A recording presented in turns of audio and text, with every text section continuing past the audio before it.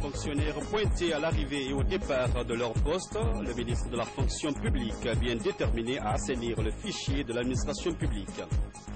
Lutte contre Ebola, la levée de boucliers de la Monoriva Union, l'institution sous-régionale a distribué des véhicules pour harmoniser les efforts de lutte contre l'épidémie.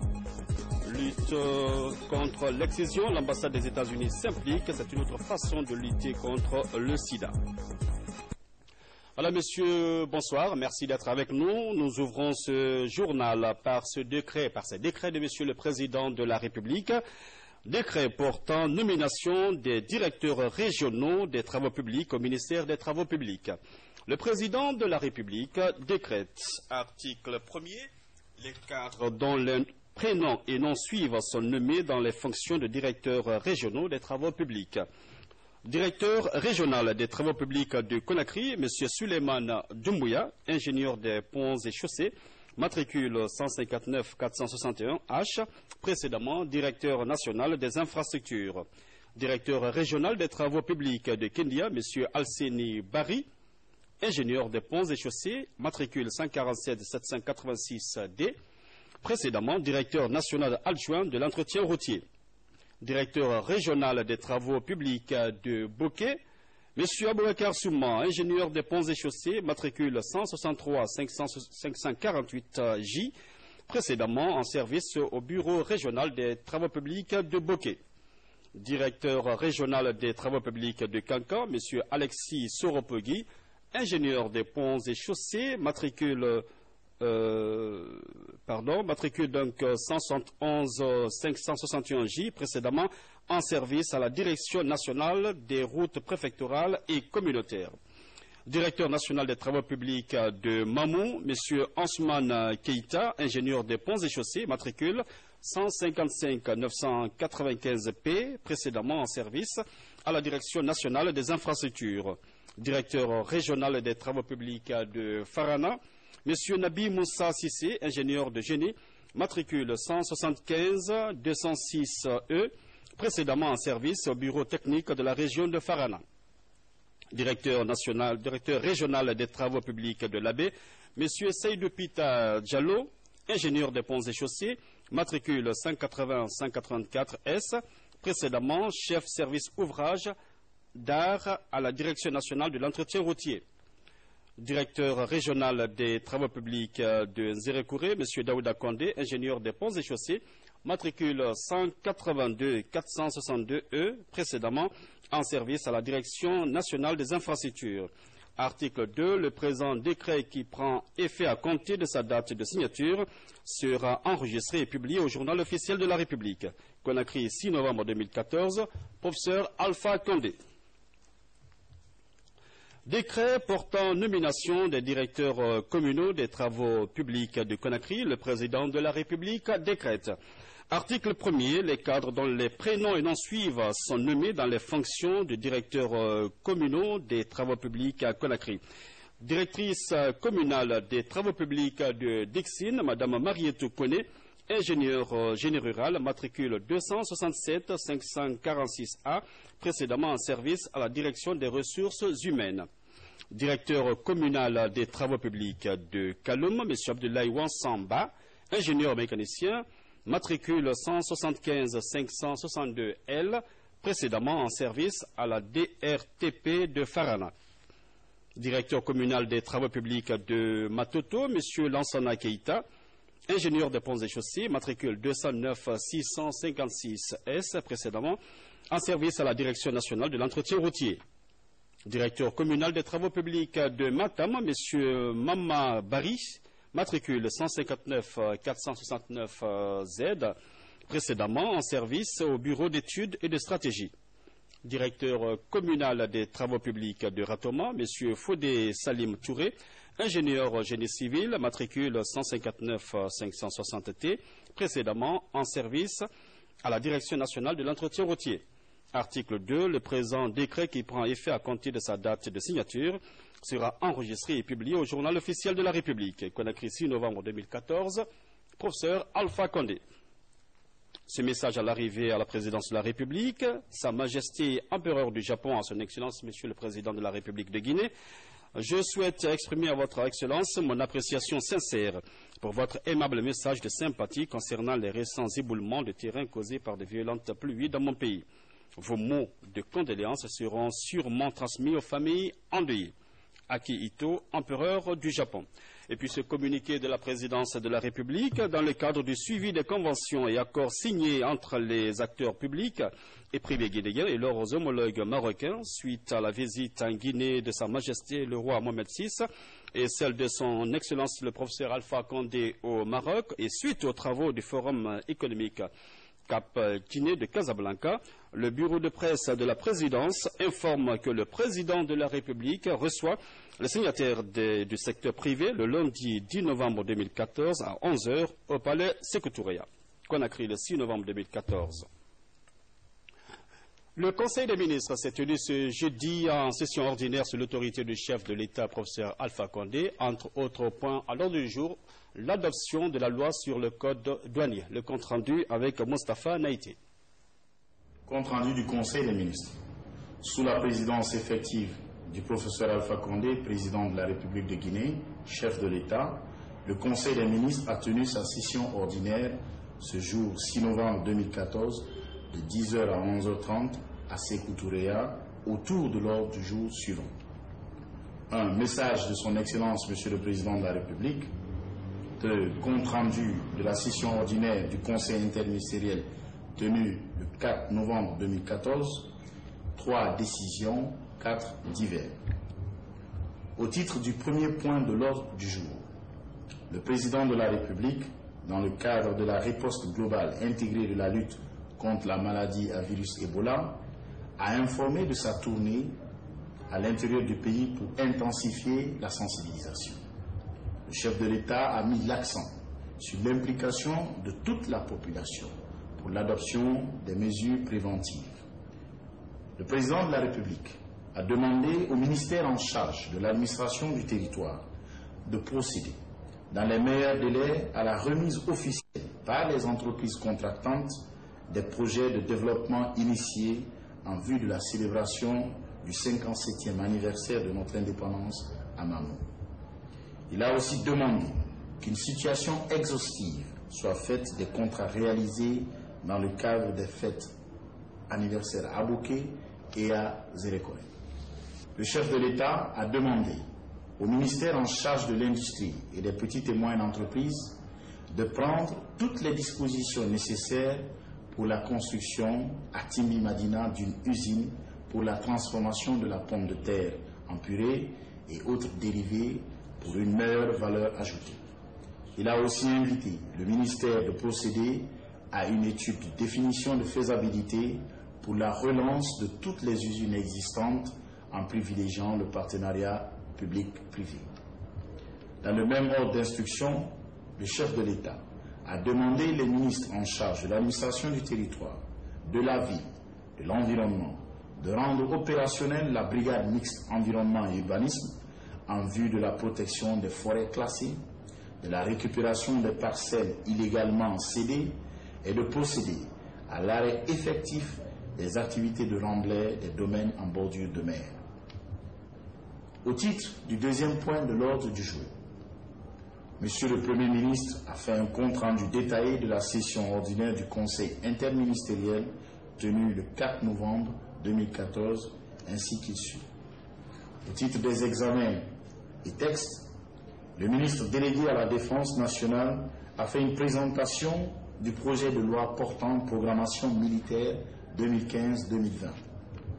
Ce projet de loi vise à doter la République de Guinée de forces de défense professionnelles respectueuses de l'état de droit, capables d'assurer la défense du territoire national, de participer au développement économique, de contribuer à la paix et soumises à l'autorité civile légalement établie. Le Conseil a rappelé la détermination du gouvernement à refonder une armée républicaine plus réduite, moins coûteuse, mieux équipée, mieux formée et mieux entraînée.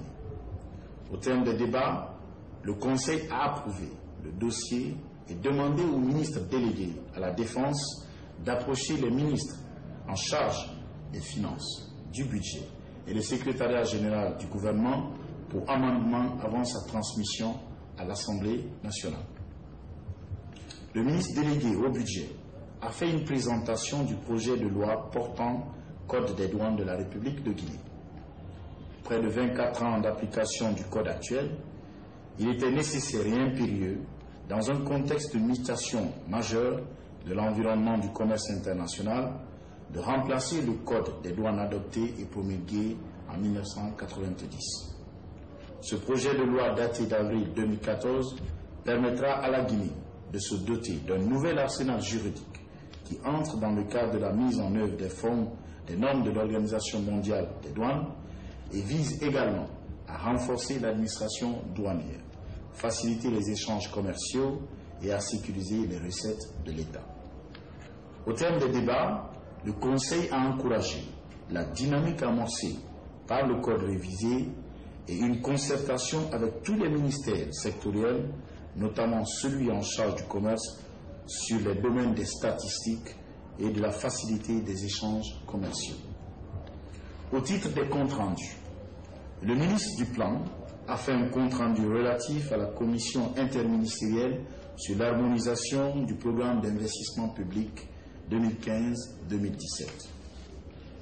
Eu égard à l'importance extrême de ce programme d'investissement public, le Conseil a souhaité qu'à la suite de la grande concertation qui aura lieu entre toutes les structures impliquées, une présentation unique et complète de la Commission soit faite à une prochaine session. Le Conseil a également souhaité qu'à la prochaine session, qu'une présentation complète soit faite sur le suivi et l'action des décisions issues du drame de Robani. Au terme des décisions, le Conseil a approuvé et adopté le projet de loi portant nouveau code des douanes de la République de Guinée. Ce projet de loi sera transmis à l'Assemblée nationale. Au titre des divers, la ministre de l'Industrie, des petites et moyennes entreprises a informé que cette année, la Guinée a gagné 6 points dans le classement du Doing Business. Elle a porté que cela est le fruit des réformes entreprises dans le cadre de l'amélioration du climat des affaires. Avant de lever la séance, le président de la République a donné des informations sur la situation politique régionale et internationale. Le Conseil des ministres. Le président de la République au siège de la Coordination nationale de lutte contre la fièvre Ebola, professeur Alpha Condé, était venu voir les conditions d'installation de cette structure. L'objectif pour le chef de l'État étant de créer les meilleures conditions pour lutter contre cette épidémie. Ibrahima Keïta, commentaire. La guerre contre la fièvre à virus Ebola continue et le chef de l'État, professeur Alpha Condé, en fait la priorité des priorités. Après sa rencontre hier avec les membres de la Coordination nationale de lutte contre cette épidémie, le président de la République, professeur Alpha Condé, veut une lutte coordonnée et efficace. C'est pourquoi il s'est rendu ce matin au siège de la Coordination de lutte contre Ebola à l'immeuble Pita, cité chemin de fer dans la commune de Kaloum. Ici, le chef de l'État exige des résultats au plus vite. Pour y arriver, professeur Alpha Condé souhaite que les efforts ne soient pas dispersés. C'est pourquoi le chef de l'État a demandé à ce que toutes les composantes de la coordination occupent cet immeuble. En plus des 10 bureaux qu'occupe la coordination actuellement et les 10 en rénovation au 6e, il a été question de libérer certains bureaux provisoirement afin que toutes les structures de la coordination soient ici, à l'immeuble Pita. Du rez-de-chaussée au 6e niveau, le chef de l'État a visité les différents paliers afin de permettre à la coordination nationale de travailler efficacement dans l'optique de vaincre définitivement la fièvre à virus Ebola en Guinée. Pour le président de la République, avec l'engagement de chacun et l'appui des partenaires bi- et multilatéraux, la Guinée sortira vainqueur contre Ebola. Nous y arriverons. Assainissement du fichier de la fonction publique, le ministre Sékou Kourouma ne baisse pas les bras. Le département veille sur l'application rigoureuse de mesures permettant un meilleur contrôle des fonctionnaires. Parmi ces mesures, le pointage à l'arrivée et au départ des agents de l'administration publique. Les précisions avec Makeme Dozo. Ce sont des fidèles chrétiens qui viennent d'effectuer le pèlerinage à Jérusalem. Ils ont quitté Conakry au nombre de 20 le 24 septembre pour revenir le 12 octobre après avoir visité tous les lieux saints et historiques ciblés par les guides. C'est un voyage rendu possible grâce à l'assistance financière du chef de l'État, le professeur Alpha Condé. Il faut le dire haut et fort, la véritable pratique de la laïcité en Guinée. Nos deux importantes activités culturelles à Conakry cette année, la marche pour Jésus effectuée de Koza à Amdalaï et le culte commun organisé au Palais du Peuple, ont enregistré la présence des ministres non chrétiens et chrétiens. L'AMEG est le plus grand mouvement qui regroupe plusieurs dénominations chrétiennes, mais elle n'a jamais reçu de soutien de la part d'un gouvernement, si ce n'est le vôtre. Le Premier ministre Mohamed Saïdou Fofana s'est tout d'abord réjoui de la mobilisation des membres de l'Alliance, des églises et missions évangéliques de Guinée avant d'exhorter les uns et les autres à poursuivre les prières et les bénédictions pour la prospérité du pays. Je tiens donc à vous féliciter et à souhaiter que toutes les prières ferventes que vous avez dites là-bas soient exaucées et que Dieu préserve la Guinée des affres de cette maladie que nous redoutons tous. Donc que la Guinée puisse continuer sa marche vers le développement réel. Et nous savons qu'est-ce que vos églises sont capables de faire. Le message que vous véhiculez, je tiens d'abord à vous remercier pour ça aussi, votre contribution au sein de vos lieux de culte, dans la transmission des messages de paix, de solidarité, d'amitié entre les Guinéens, votre contribution à créer ce climat social serein en Guinée et partout où vous êtes. Donc, nous tâcherons, n'est-ce pas, de veiller à cela. Cette démarche du gouvernement Saïdou Fofana marque et traduit le caractère laïque de notre cher pays, la Guinée. Vous l'avez donc rectifié de vous-même. C'est l'audience que le Premier ministre a accordée aux membres de l'Alliance des Églises et Missions évangéliques de Guinée. Nous revenons donc sur ce sujet de l'assainissement du fichier de la fonction publique. Le ministère de la fonction publique est bien déterminé. Il veille donc sur l'application rigoureuse de mesures permettant un meilleur contrôle des fonctionnaires. Les précisions avec Makeme Dozo. Le contrôle des présences au poste de travail de 8h à 16h des fonctionnaires de l'État rentre progressivement en vigueur. Cette nouvelle mesure permettra aux différents départements de contrôler les agents et de maîtriser leurs mouvements. Nous avons décidé de mettre en place un contrôle des effectifs par l'émergence au niveau des registres de présence dans toutes les structures respectives. Ça permettra à la fois de conscientiser l'ensemble des fonctionnaires, parce qu'ils sont là, on les paye pour un service rendu, leur rendement qui est payé. Donc, et ça nous permettra aussi de voir réellement qui est véritable fonctionnaire et qui ne l'est pas. Dans certains départements ministériels, la mesure est entrée en application. Les travailleurs sont là depuis hier à 8h et jusqu'à 16h. Ils remplissent toutes les conditions.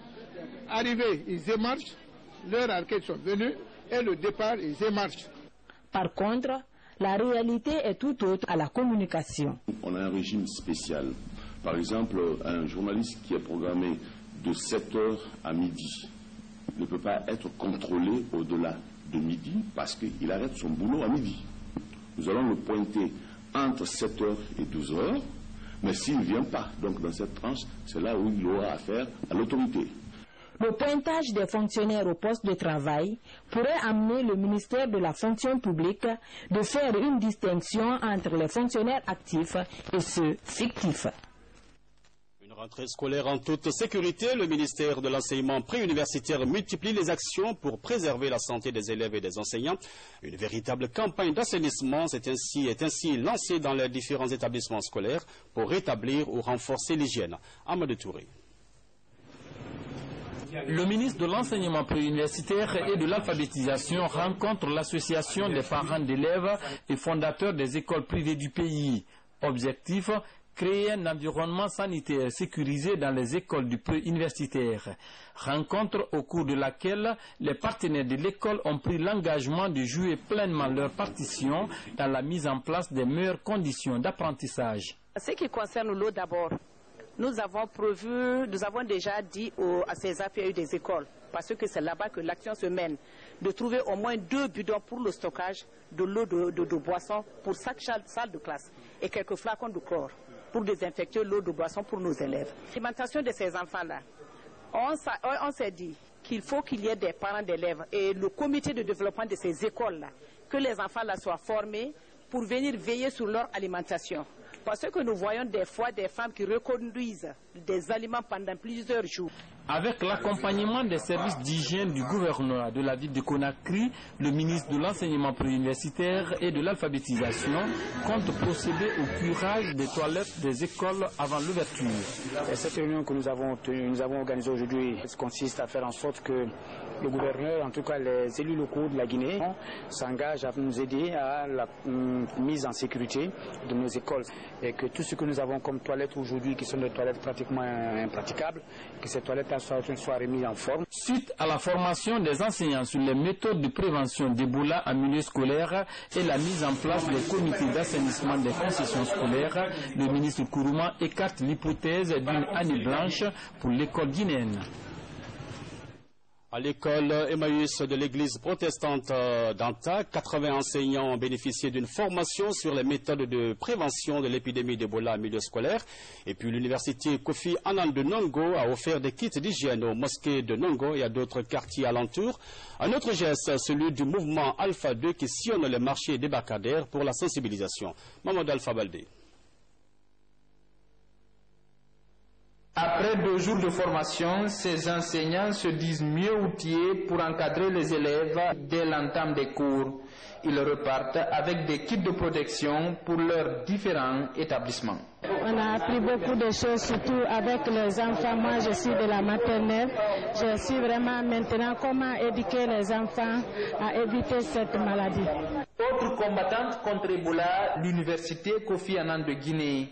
Elle offre des kits d'hygiène aux différentes mosquées des quartiers de Kipé, Kaporo, Nongo et Lambagny. Le geste consiste à mieux protéger les maisons de culte contre cette épidémie. Le message surtout que je voudrais faire, c'est qu'il est important que chaque Guinéen, homme et femme, s'investisse dans cette lutte pour débouter hors de notre territoire Ebola, qui a tellement de conséquences néfastes. Donc il faut que nous restions mobilisés. Le don retient l'attention des fidèles musulmans de ces différentes localités. Ils promettent de prendre toutes les dispositions pour éviter cette maladie. Dans le même élan, le mouvement Alpha 2 s'active à Conakry.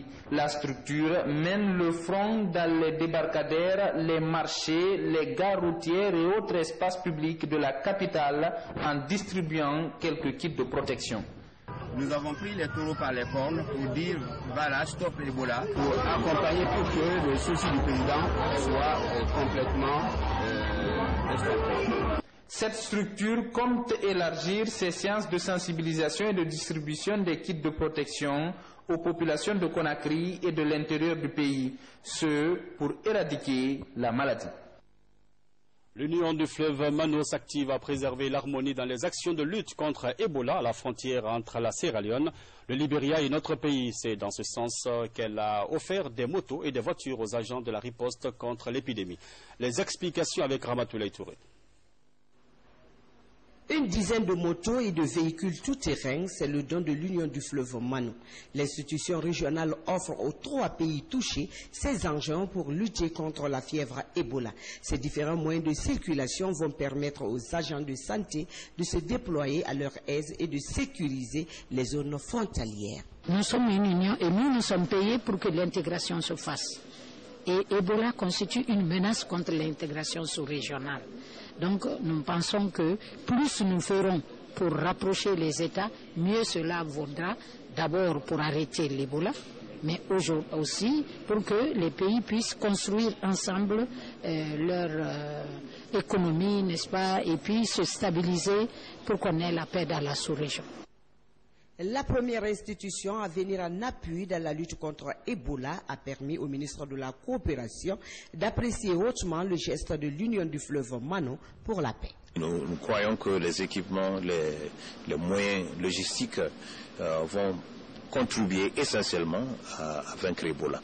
Depuis l'apparition de cette épidémie en Guinée, l'Union du fleuve Mano a déjà déployé une centaine d'unités dans les frontières touchées par la maladie. Cette institution promet d'augmenter ce nombre de personnel de santé jusqu'à 500 unités pour permettre à ces pays de sortir rapidement de cette crise sanitaire. L'autre maladie, le paludisme, première cause de mortalité et d'hospitalisation en Afrique. Chez nous, la lutte contre cette maladie mobilise les responsables du programme national de lutte contre le paludisme et les partenaires de terrain. Les deux parties se sont retrouvées cette semaine à Boké pour la 5e revue trimestrielle des activités de lutte menées pendant les 3 derniers mois dans cette région. Sori de Keira. Première cause de consultation et d'hospitalisation dans les pays sous-développés, le paludisme tue plus de 600 000 personnes en Afrique par an, selon l'Organisation mondiale de la santé. En Guinée, le programme national de lutte contre le paludisme et ses partenaires de terrain multiplient les initiatives pour infléchir l'évolution de la maladie. Cette 5e revue trimestrielle des activités de lutte dans la région de Boké met l'accent sur les acquis enregistrés dans l'éradication de la maladie, mais aussi les contre-performances. Il s'agit donc de faire une revue sur tout ce qui a été fait en termes d'activité et surtout en termes de résultats et discuter avec les partenaires, c'est-à-dire le système de santé à la base, sur les imperfections, tout ce qui ne marche pas, discuter avec eux afin de trouver des solutions et pour qu'il y ait une amélioration dans la lutte contre le paludisme. Au terme des travaux de cette revue, une nouvelle approche de lutte sera définie. Elle devra s'appuyer sur l'amélioration des bases de données disponibles dans la lutte contre le paludisme et les différents mécanismes d'approvisionnement des structures sanitaires en produits de qualité. La coordination des activités de lutte dans les 5 directions préfectorales de la santé de la région est perçue comme un moyen privilégié pour atteindre les objectifs. Premièrement, c'est de faire le point par rapport aux recommandations de la précédente revue. Deuxièmement, c'est de faire le point de la situation par rapport aux différentes données, par rapport aux approvisionnements au cours des derniers mois depuis la dernière revue. De ces constats, nous allons proposer des solutions qui vont être traduites en recommandations pour la prochaine revue. L'initiative présidentielle américaine de lutte contre le paludisme, les projets SIAPS et Stop Palu sont les partenaires engagés aux côtés du programme national de lutte contre le paludisme pour réduire les taux de mortalité et de morbidité liés au paludisme, une pathologie qui, au dire des spécialistes, tue de loin plus que le VIH-Sida et les épidémies comme le virus Ebola ou encore le choléra.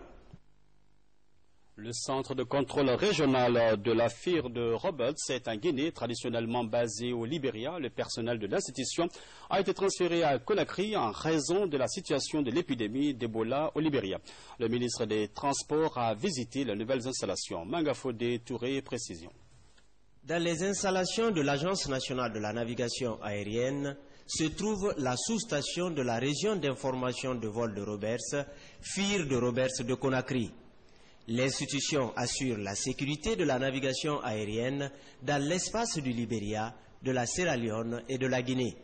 Elle s'occupe de l'écoulement du trafic aérien de l'espace des 3 pays membres à travers les communications entre les pilotes et les contrôleurs aériens. Désormais, les avions seront visualisés dans tout l'espace, depuis le Sénégal jusqu'en Côte d'Ivoire. On suivra le tracking des avions. Donc actuellement, nous travaillons pour répondre précisément à votre question dans les conditions vraiment de sécurité requises par l'Organisation de l'aviation civile internationale et ça se passe bien.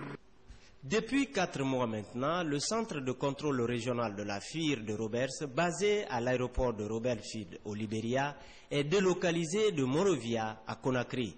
Cette délocalisation est due essentiellement au poids de la fièvre hémorragique à virus Ebola au Libéria. C'est pourquoi le ministre des Transports a visité les installations pour s'assurer du fonctionnement du centre. Je tenais à venir ici, m'assurer que les installations sont fonctionnelles et que tout se passe bien avec la station de base qui est à Morobia.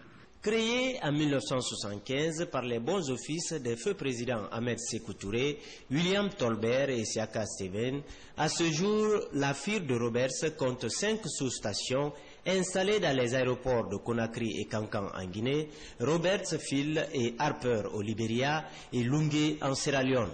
3 nouvelles sous-stations seront installées dans les aéroports de Zérekoré et de Labé en Guinée et Nyangema en Sierra Leone pour compléter ainsi à 8 sous-stations pour les 3 pays. Fin des travaux du deuxième forum sur les droits de l'homme organisé par l'ambassade des États-Unis. 2 jours d'échange entre les participants pour aboutir à la signature d'un accord d'entente visant à accélérer la procédure d'abandon de l'excision. Le commentaire de Safia Toukwande. Cette deuxième journée du Forum sur les droits de l'homme a été marquée par la signature du protocole d'entente, un document censé accélérer l'abandon de l'excision en Guinée.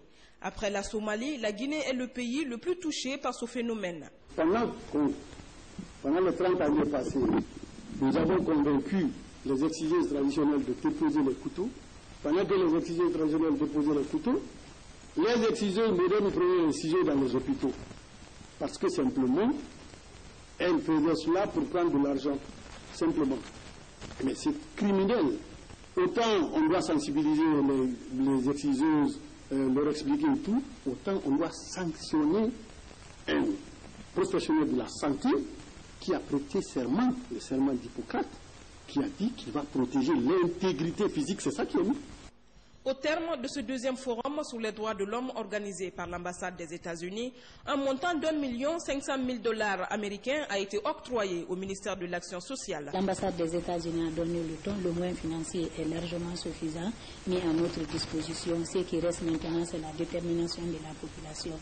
Quand je parle de la population, ça a commencé par la petite fille jusqu'au vieillard qui est sous le manguier dans le village le plus reculé. Je crois qu'avec ce genre de comportement, les Guinéens peuvent avancer sur le terrain. Les participants réunis en groupe de travail ont échangé sur la bonne gouvernance, le droit des personnes handicapées, la traite des enfants et le travail forcé. À cette occasion, un film sur les mines de Sigirine faisant état de la découverte des adolescents otages de l'or a été projeté. 50 femmes et des jeunes de la maison centrale de Conakry en conflit avec la loi vont être alphabétisés et formés au métier de la couture. C'est une initiative de l'Union pour la solidarité et le développement avec un appui de l'UNESCO. C'est un commentaire de Francis Collier. Les femmes et les enfants en conflit avec la loi reçoivent un appui de l'UNESCO. Ici, à la maison centrale de Conakry, 50 femmes et enfants en détention vont être alphabétisés et seront formés au métier de couture. C'est une initiative de l'Union pour la solidarité et le développement. Le projet que nous lançons aujourd'hui se propose d'alphabétiser, de former au métier de couture 50 enfants jeunes et femmes, acquisition des mécanismes de la lecture, de l'écriture et du calcul, regroupés autour des activités productives et de leur fournir les compétences et aptitudes nécessaires à l'accroissement et à l'amélioration de leur production afin de contribuer efficacement à la réduction de leur état de pauvreté. Cette initiative pour la formation des femmes et enfants en milieu carcéral est encouragée par les autorités judiciaires. 32 femmes et filles et 18 garçons, après leur libération dans le cadre du présent projet pilote, seront en mesure de vivre une vie normale en société. Pour les bénéficiaires, apprendre un métier leur permettra de se prendre en charge une fois sortis des prisons. La création de cette salle d'alphabétisation et de couture nous permettra tout à coup sûr d'apprendre et d'être alphabétisés à notre sortie. Ce geste de l'Union pour la solidarité et le développement s'inscrit dans le cadre de la promotion des droits de l'homme. Comme pour dire, la prison ne prive pas l'homme de tous ses droits. L'Assemblée nationale a présenté ses condoléances au peuple cubain suite au décès à Conakry d'un agent de l'équipe médicale cubaine. Une délégation de l'institution parlementaire s'est rendue à l'ambassade de Cuba pour exprimer la reconnaissance des Guinéens. François Lamont. L'Assemblée nationale compatit à la douleur du peuple cubain suite à la disparition à Conakry du chargé des affaires financières de l'équipe médicale cubaine en séjour de travail en Guinée pour la lutte contre l'épidémie à virus Ebola. C'est justement dans ce cadre qu'une forte délégation composée des parlementaires et membres de l'administration de l'institution a été dépêchée par le président de l'Assemblée nationale pour partager le moment de douleur avec le personnel de l'ambassade de Cuba et témoigner ainsi de l'excellence des relations de coopération entre la Havane et Conakry.